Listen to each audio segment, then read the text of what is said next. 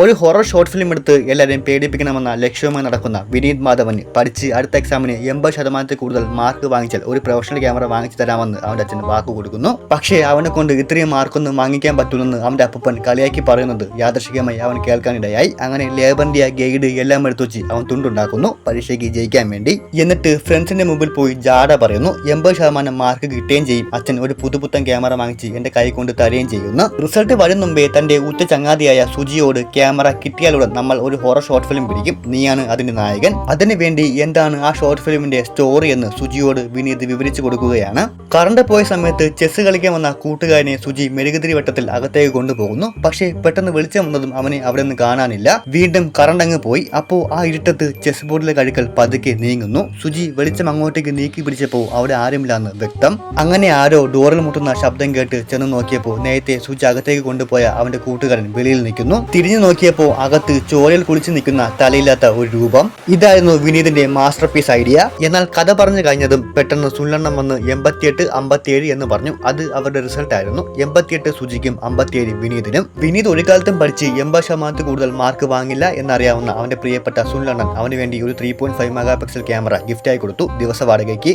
അതിന്റെ വാടക നീ കൊടുക്കണമെന്ന് വിനീത് സുജിയോട് പറഞ്ഞു. കാരണം 88% മാർക്കുള്ള അവന് വീട്ടുകാരോട് എന്ത് ചോദിച്ചാലും കിട്ടും. അങ്ങനെ പൈസയൊക്കെ സെറ്റാക്കി രാത്രി അവർ ഷോർട്ട് ഫിലിം പിടിക്കാൻ റെഡിയായി. ലൈറ്റെല്ലാം ഓഫാക്കി മൊത്തം ഇരുട്ടാക്കാൻ നോക്കിയപ്പോൾ ജനാലയിൽ നിന്ന് വെളിച്ചം അകത്തേക്ക് വരുന്നുണ്ടായിരുന്നു. അവൻ അതും കൂടി തുണി വെച്ച് മറച്ചു. എന്നിട്ട് ഷൂട്ട് ചെയ്യാൻ നോക്കിയപ്പോൾ ക്യാമറയിൽ ആ മെഴുകുതിരി വട്ടം മാത്രമേ കാണുന്നുണ്ടായിരുന്നുള്ളൂ. അതിന്റെ കാരണം എന്താണെന്നറിയാൻ സുനിലണ്ണന്റെ അടുത്തേക്ക് പോയപ്പോൾ വിനീത് വിചാരിക്കുന്ന ബാക്ക്ഗ്രൗണ്ട് കിട്ടാൻ HD ക്യാമറ വേണം, അതിന് നല്ല പൈസ വേണ്ടി വരും. അങ്ങനെ ഇരുട്ട് മാറ്റി വെളിച്ചത്തിൽ അവരത് ഷൂട്ട് ചെയ്തു. അങ്ങനെ കഠിനാധ്വാനം കൊണ്ട് വളരെ ചെറുപ്രായത്തിൽ ഉണ്ടാക്കിയെടുത്ത തന്റെ ആദ്യത്തെ ഷോർട്ട് ഫിലിം വിനീതിന്റെ വീട്ടുകാർ കാണുന്ന ആ സുലഭ നിമിഷം. പക്ഷേ പ്രതീക്ഷിച്ചതുപോലെ അവരുടെ മുഖത്ത് വലിയ ഭാവവ്യത്യാസങ്ങളൊന്നും ഉണ്ടായില്ല. പ്രതീക്ഷിച്ചതുപോലെ ഒരു ഫീഡ്ബാക്ക് അവരുടെ അടുത്ത് നിന്ന് കിട്ടാത്തത് കൊണ്ട് പൈസയൊക്കെ ഉണ്ടാക്കി HD ക്യാമറ വാങ്ങിച്ചിട്ട് രാത്രി തന്നെ ഈ ഷോർട്ട് ഫിലിം ഒന്നുകൂടെ ഷൂട്ട് ചെയ്തിട്ട് ബാക്കിയെല്ലാവരും കാണിക്കൂ എന്ന വാശിയിലാണ് വിനീത് ഇപ്പോൾ. കാരണം അവന് വെറുമൊരു സംവിധായകൻ ആയാൽ പോരായിരുന്നു, മലയാളം കണ്ട ഏറ്റവും വലിയ സംവിധായകൻ ആകണമായിരുന്നു. അങ്ങനെ അടുത്ത ഒരു വർഷം കൊണ്ട് പൈസയൊക്കെ ഉണ്ടാക്കി അവനത് രാത്രി തന്നെ ഷൂട്ട് ചെയ്തിട്ട് ആദ്യം തന്റെ പ്രിയപ്പെട്ട സുനിലണ്ണനെ അത് കാണിച്ചു. പക്ഷേ സുനിലണ്ണൻ ഈ സീൻ കണ്ടാൽ എന്തായാലും പേടിച്ചിരിക്കും എന്ന് വിനീത് വിചാരിച്ച ആ സീൻ കണ്ടിട്ട് അയാൾക്ക് ഒരു കുലുക്കവും വന്നില്ല. ഒരു മൈക്കിന്റെ ഒച്ച കേട്ടാൽ തന്നെ പേടിക്കുന്ന ഇയാളെ എന്തുകൊണ്ട് എനിക്ക് പേടിപ്പിക്കാൻ കഴിഞ്ഞില്ല എന്ന് ആലോചിച്ചപ്പോഴാണ് എന്തോ മിസ്സായ കാര്യം അവൻ ഓർത്തത്. അങ്ങനെ 2-3 സീൻ അങ്ങോട്ടും ഇങ്ങോട്ടൊക്കെ മാറ്റിയിട്ട് വീണ്ടും അവരെ കാണിച്ചപ്പോൾ ആ സമയത്ത് അയാൾ ഞെട്ടി. അപ്രൂവൽ കിട്ടിയപ്പോൾ തന്നെ വിനീത് അത് വീട്ടുകാരെ കാണിച്ചു. കണ്ടു കഴിഞ്ഞ് അവൻ അച്ഛനെ വിളിച്ചപ്പോഴാണ് അച്ഛന്റെ ബോധം തന്നെ തിരിച്ചു വന്നത്.